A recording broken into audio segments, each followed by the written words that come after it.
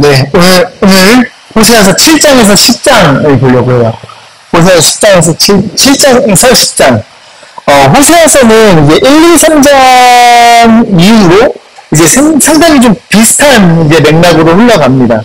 하나님께서 이제 무엇을 원하시는지, 이스라엘 백성에게 어떤 것을 원하고 계시는지에 대해서 이제 계속해서 말씀하고 계시는데, 이제 7장에서 10장도 마찬가지예요.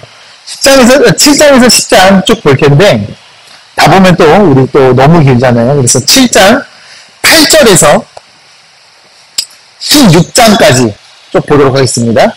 7장 8절에서 16절까지, 교독으로 한번 읽도록 하겠습니다. 에브라임이 여러 민족 가운데 혼합되니 그는 곧 뒤집지 않은 전병이로다.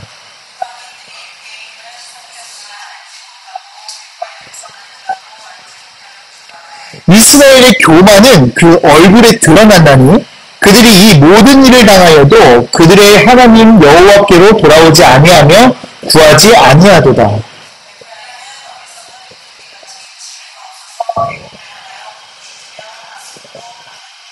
그들이 갈 때에 내가 나의 그물을 그 위에 쳐서 공중의 새처럼 떨어뜨리려고 전에 그 회중에 들려준 대로 그들을 징계하리라.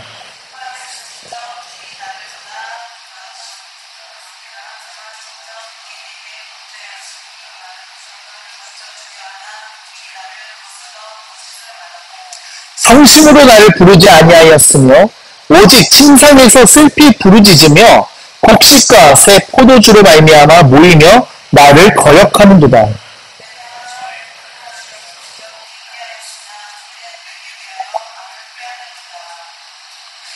다 같이 읽겠습니다. 그들은 돌아오나 높으신 자에게로 돌아오지 아니하니 속이는 활과 같으며 그들의 지도자들은 그 혀의 거친 말로 말미암아 칼에 엎드러지리니 이것이 애굽 땅에서 조롱거리가 되리라.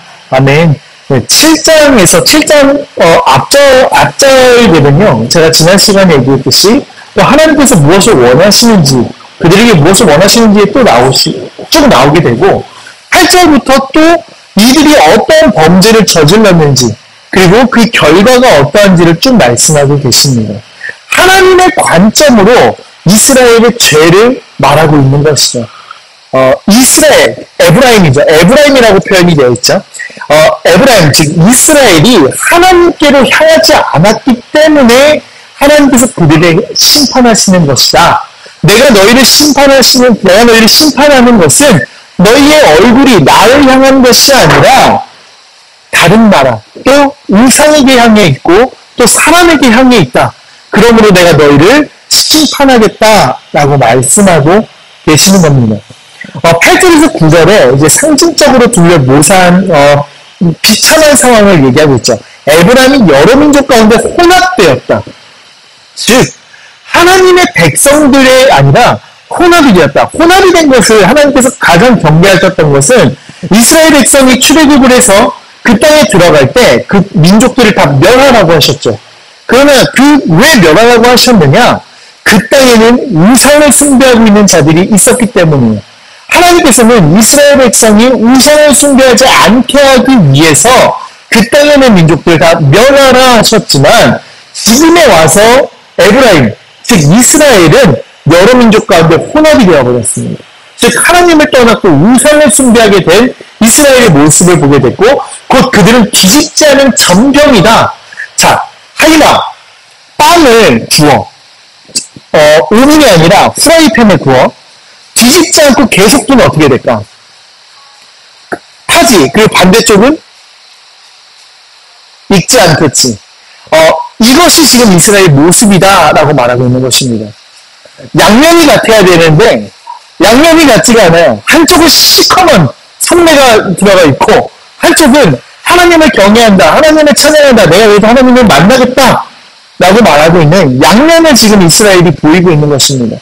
그들이 하나님께서 심판했을 때는 우리가 여호와께로 돌아가자라고 말하지만 그들의 마음에는 실질적으로 하나님이 없기 때문에 하나님께로 향해 있지 않기 때문에 하나님께서는 너희는 곧 뒤집지 않은 전병이다 라고 말씀을 표현하고 계시는 겁니다. 그들이 그만큼 영적으로 참 비참해져 있는 것을 묘사하고 있는 것이죠.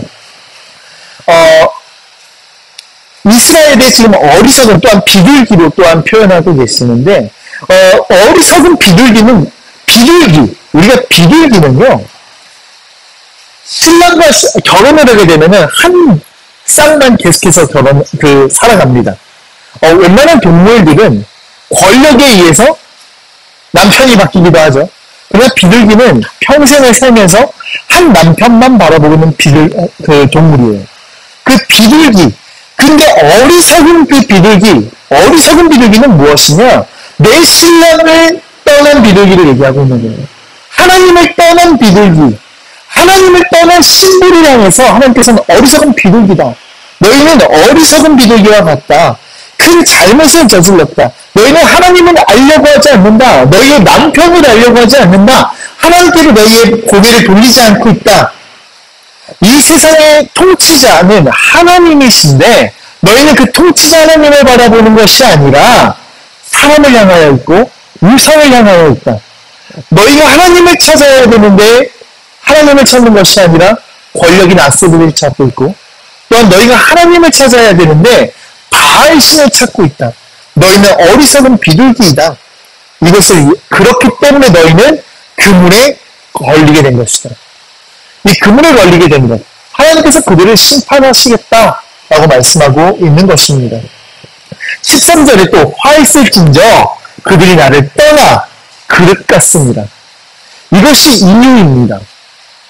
그들이 심판을 받는 것은, 그들이 올무에 걸리는 것은, 그들이 그물에 걸리는 것은 그들이 하나님을 떠났기 때문이다. 그래서 너희는 패망할 것이다.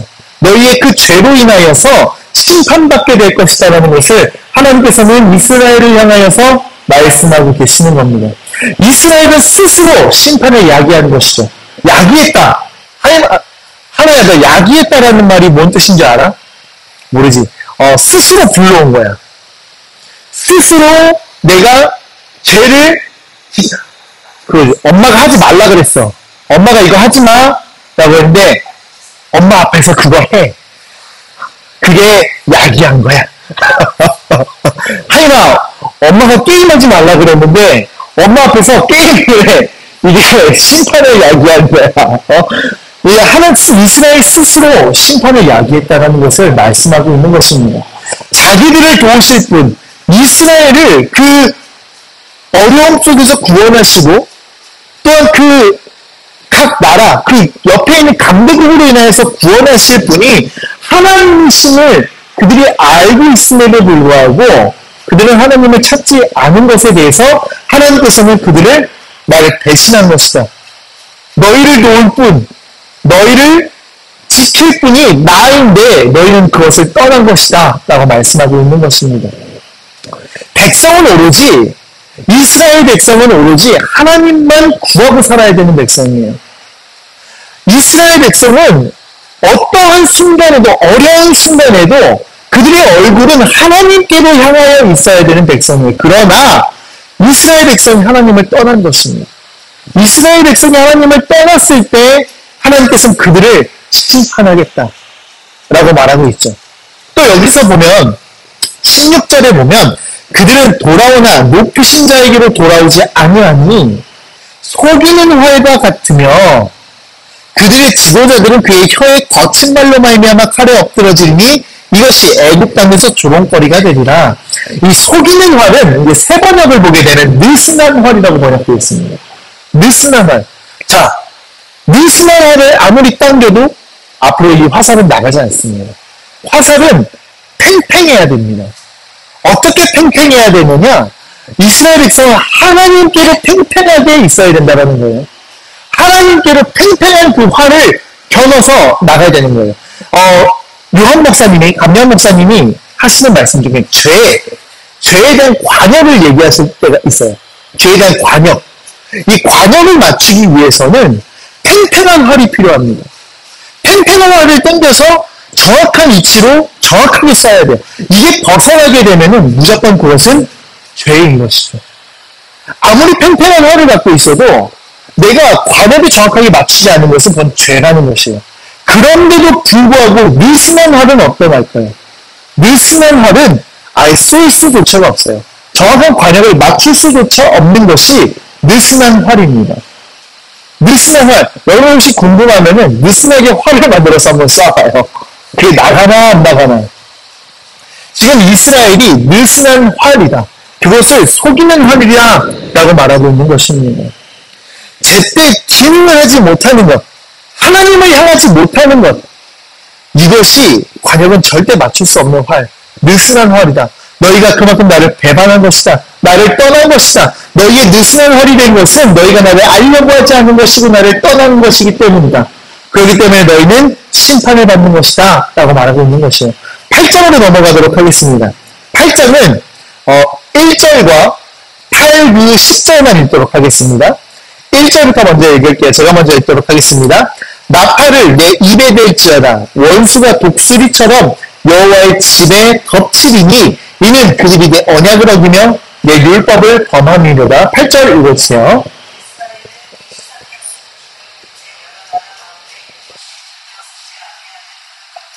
그들이 홀로 떨어진 들나귀처럼 아수르로 갔고 에브라임이 값주고 사랑하는 자들을 얻었도다. 그들을 모으리니 그들은 지도자의 임금이 지어준 짐으로 말미암아 죄하기 시작하리나. 1절에 보게 되면은 나팔을 내 입에 댈지어다. 원수가 독수리처럼 여호와의 집에 덮치리니.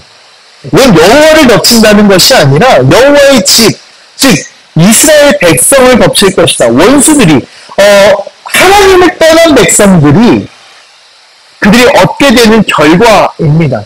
하나님을 떠났을 때, 이스라엘 백성이 하나님을 떠났을 때 그들은 심판받게 될 것이다. 그러나 여기서 보면은 이들이 심판을 받는 것이 하나님이 심판을 받는 것이 아니라 하나님께서 이들을 심판하시는 것을 우리는 볼 수 있습니다. 이는 그들이 내 언약을 어기며 내 율법을 범함이로다. 자, 아수르에 있는 신들이 하나님을 중동에 먼저 옛날 중동의 그 전쟁의 모습을 보면은 중동에서는 전쟁이 일어나게 되면 승리하는 국가가 패한 국가의 신전을 부숩니다. 왜 신전을 부술까요? 이긴 나라의 신이 진 나라의 신을 이겼다라는 것을 알게 하기 위한 것이에요. 마르둑 신이 이스라엘 여호와 하나님을 이긴 것이다 를 얘기하고 싶은 거지만 실질적으로 그것이 아니라 마르둑 신이 여호와의 신을 이긴 것이 아니라 하나님께서 그들을 부르셔서 내 백성 이스라엘을 심판하신 것임을 여호와 호세아서 8장 1절에 다시 한번 말씀하고 계시는 것이에요. 너희가 그들이 내 언약을 어기며 내 율법을 범했기 때문에 심판을 받는 것이지 여호와께서 이방신에 패한 것이 아니다. 너희가 나를 떠났기 때문에 너희가 심판을 받는 것이다 를 말하고 있는 것입니다. 8절부터 이스라엘은 이미 삼켜졌은즉 이제 여러 나라 가운데 있는 것이 즐겨 쓰지 않은 그릇 같도다. 그들은 홀로 떨어진 들나귀처럼 아수르로 갔고 에브라임은 값주고 사랑하는 자들을 얻었도다. 호세아는 이스라엘의 하나님과 맺은 언약을 어긴 결과로 적들의 습격에 올 것임을 예언하고 있죠. 언약을 어긴다는 것은 하나님을 떠난다는 것입니다. 하나님은 이스라엘 백성과 약속하셨어요. 너희가 내 언약을 기억하고 지켜 행하면 내가 너희를 1000배까지 복을 줄 것인데 너희가 내 언약을 떠나면 내가 너희를 3,400까지 벌하겠다. 즉 무엇을 말하고 있는 것이냐면은 하나님께서는 이스라엘 백성이 떠났을 때 하나님의 언약을 그대로 그들을 심판하겠다. 하나님은 약속의 하나님이시기 때문에 그들을 심판하시는 것 또한 약속하심으로 심판하시는 것이다. 나는 언약을 지키는 하나님이고 언약의 하나님이다. 언약의 철저한 하나님이다. 나는 약속을 이행하는 하나님이다. 이것을 이스라엘에게 보이고 계신다는 것입니다. 여로보암이 죽은 뒤에 이스라엘에 13년 동안 5명의 왕들이 있었습니다. 그러나 그 가운데 셋은 정변이 뭘까? 정변. 정변.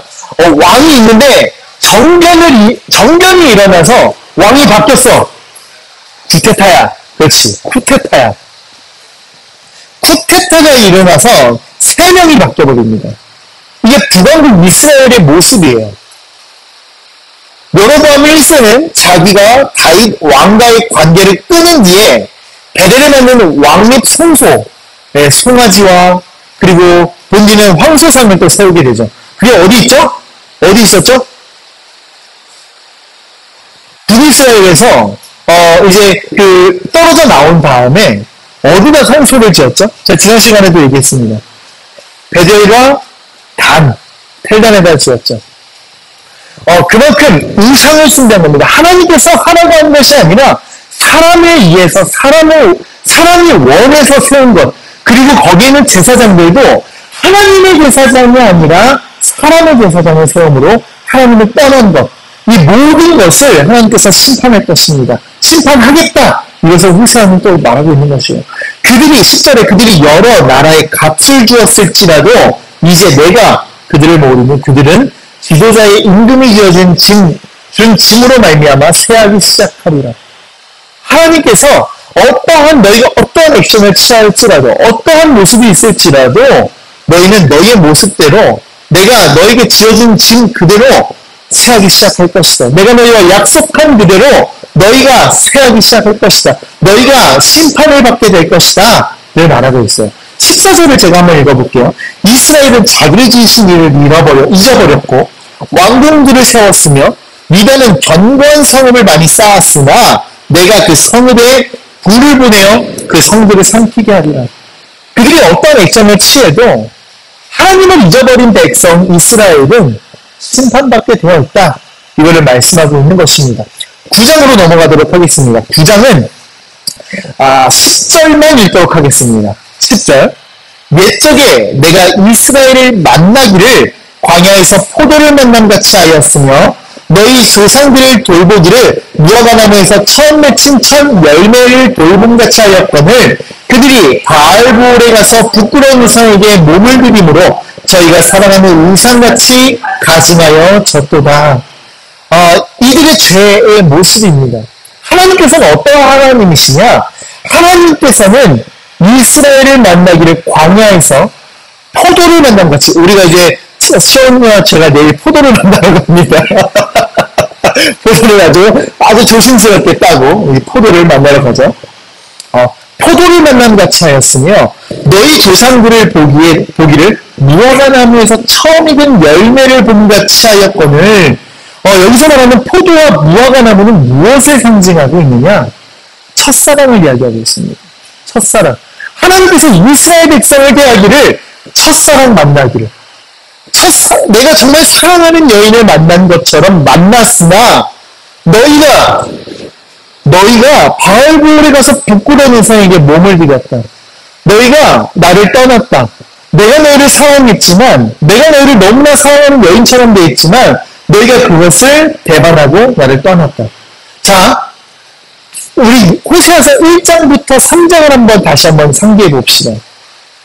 호세아는요, 그의 삶을 통하여서 하나님의 마음을 알게 했던 선지자입니다. 호세아는 고멜과 결혼을 했죠. 근데 고멜은 계속해서 호세아를 떠났습니다. 떠나서 바람을 폈죠. 지금 하나님은 이거를 또한 말씀하고 계시는 거예요. 내가 너희를 사랑했고 내가 너희를 품었지만 내가 첫사랑하는 내가 첫사랑처럼 내가 너희를 사랑하는 여인처럼 내가 너무나 사랑했지만 너희가 나를 떠나 바람을 폈다. 너희가 나를 떠나 음행을 저질렀다. 그러므로 너희는 심판을 받는 것이다. 하나님께서는 이스라엘을 출애굽을 시켰습니다. 출애굽을 시켰고 모세를 통하여서 그들에게 율법을 주셨고 그들에게 약속을 하셨죠. 아까도 말씀했듯이 너희가 내 말씀을 기억하고 지켜 행하면 내가 너희 하나님이 되고 내가 너희 자녀 천대까지 복을 이루게 하겠다. 그러나 너희가 나를 떠나면 내가 너를 3, 4대까지 심판하겠다. 하나님께서는 이것을 무엇을 말씀하고 계시냐면 내가 너희를 내 백성으로 삼았다. 너희를 내 자녀로 삼았다. 내 아내로 삼았다. 라고 말하고 있는 것인데 이스라엘 백성은 이것을 잊어버리고 우상을 숭배하고 있는 것입니다. 하나님을 떠난 백성에게 하나님은 그들이 돌이킬 때까지 너희에게 영광이 없을 것이다. 이것을 말씀하고 계시는 것이다. 10장으로 넘어가도록 하겠습니다. 10장은 9절부터 15절까지 교독으로 다시 한번 읽도록 할게요. 다시가 아니죠. 읽도록 할게요. 이스라엘아, 내가 기브아 시대로부터 범죄하더니 지금까지 죄를 짓는구나. 그러니 범죄한 자손들에 대한 전쟁이 어찌 기브아에서 일어나지 않겠느냐.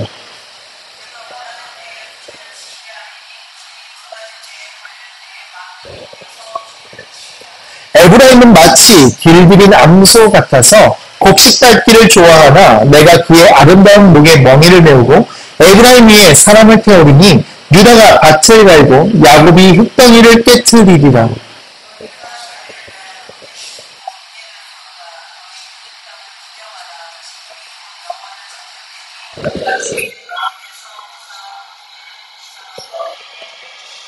너희는 악을 밭가라 죄를 거두고 거짓 열매를 먹었나니 이는 네가 네 길과 내 용사의 많음을 의뢰하였습니다.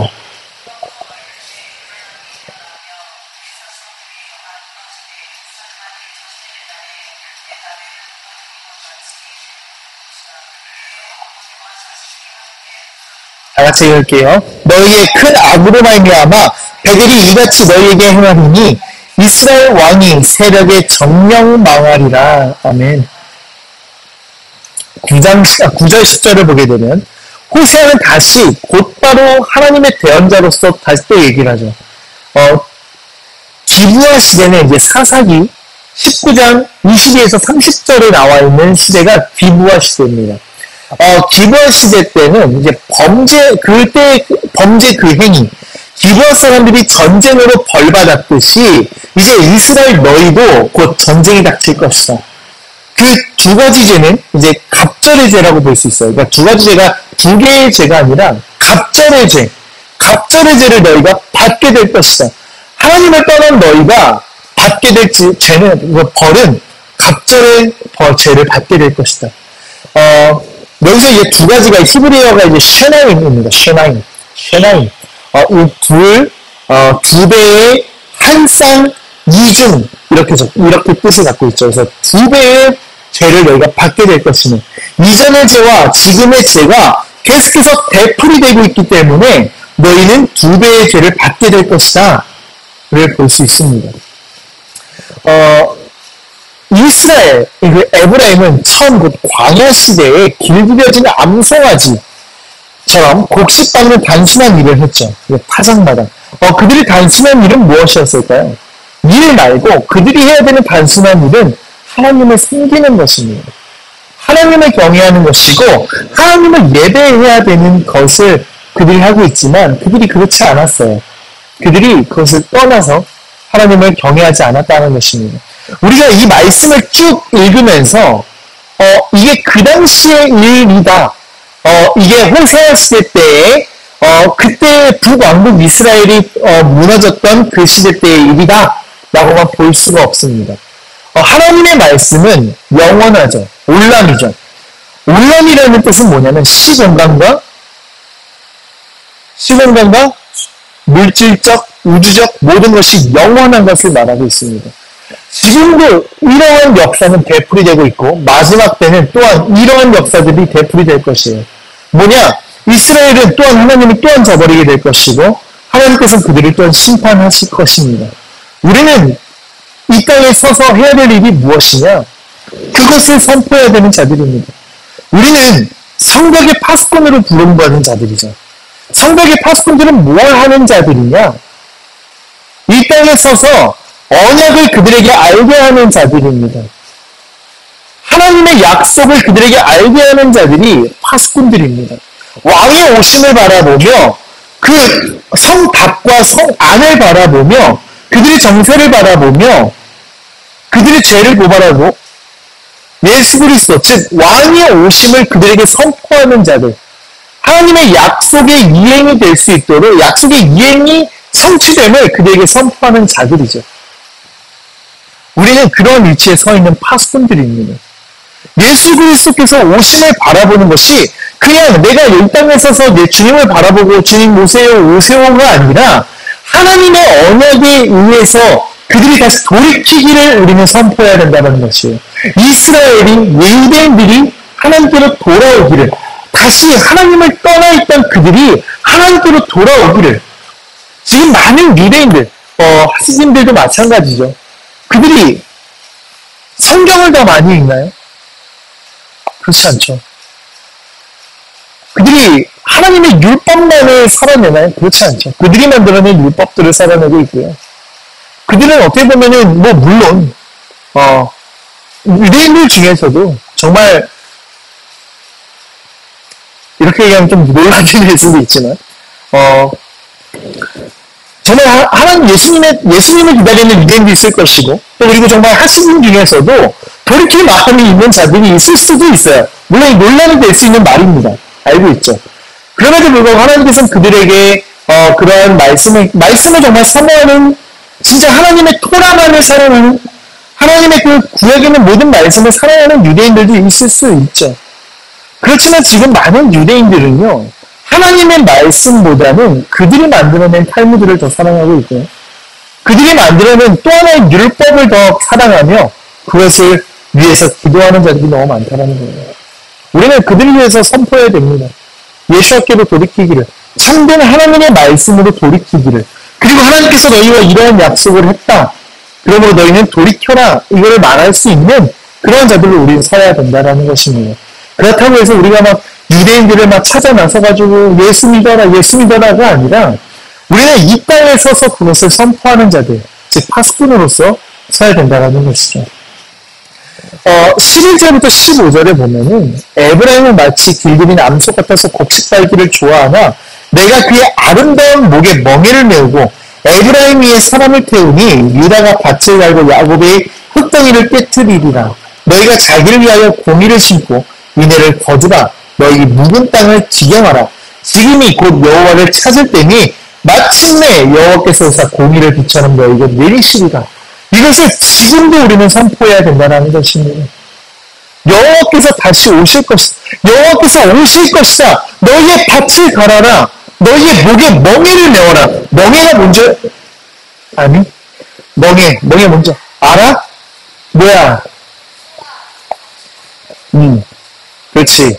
밭을 가는 멍에를 메운다. 우리가 멍에를 메운다라는 것은 무엇이냐면, 그들에게 멍에를 메운다라는 건 무엇이냐면, 말씀을 들어라. 너희 유대인들은 하나님의 백성들아, 너희 스스로 멍에를 메어라. 하나님의 약속을 기억해라. 너희의 하나님의 말씀을 너희의 마음에 새기라. 그러므로 너희의 밭을 갈아라. 여호와 하나님께서 오사 공의를 비처럼 너희에게 내리실 것이다. 주님께서 오실 것이다. 그러므로 너희 다시 휴무해라. 돌이켜라. 이것을 말씀하고 있는 것입니다. 공의가 뭐죠? 공의. 하나님의 공의. 하나님의 공의. 공의가 뭘까? 지연아.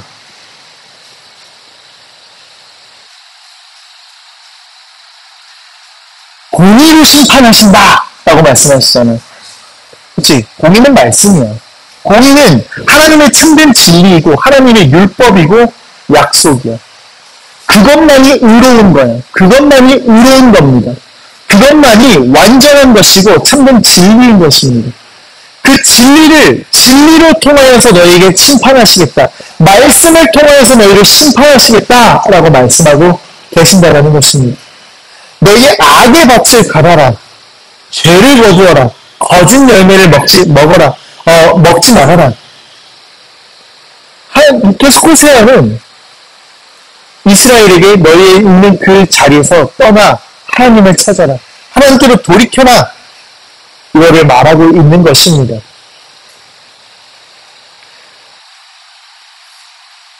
그러므로 하나님의 백성은 그 사랑의 잣대, 사랑의 잣대라고 해서 가끔씩 제가 지난 시간에도 얘기했지만 저희 안에 자꾸 얘기하시죠.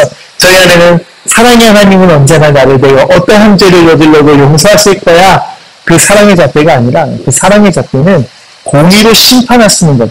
하나님의 그 정의로우심으로, 하나님의 그 진리되심으로, 하나님의 그 완전하심으로 그 잣대를 향하여 그 잣대로 심판하시는 것. 그것을 성경에서 또 뭐라고 얘기하냐면은 다림줄이라고 얘기합니다. 다림줄을 딱 내리면은 이 다림줄을 벗어나지 않는 것. 이것이 하나님의 공의입니다. 공의. 이 공의를 벗어나지 않는 것. 공의를 벗어나지 않는 것. 하나님의 언약을 벗어나지 않는 거기서 심판하시고 그들을 돌이키게 하시는 것이 하나님의 사랑이시라는 겁니다. 우리가 아까도 얘기했지만 이 땅을 살아가면서 이것을 항상 기억해야 되고 이것을 향해서 우리는 선포해야 되고 호세아와 마찬가지로 유대인을 향하여서 이스라엘을 향하여서 많은 열방에 있는 하나님의 백성을 향하여서 이것을 선포해야 됩니다. 이것이 우리의 삶이고 우리의 어찌 보면 데스티니일 수 있는 것이죠. 그것이 파스톤의 삶이라는 것입니다. 우리가 그런 삶을 살아내기 위해서 이곳에서 예배하는 것이고 이곳에서 살아가는 것이고 이곳에서 말씀을 선포하는 것입니다.